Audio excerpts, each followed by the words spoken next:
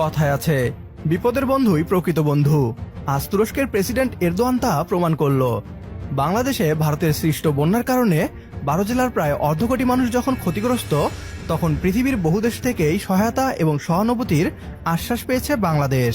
তবে বাংলাদেশ এবং তুরস্কের সম্পর্কই যেন অন্যরকম, তা প্রমাণ করে দিলেন তুর্কি প্রেসিডেন্ট এরদোয়ান।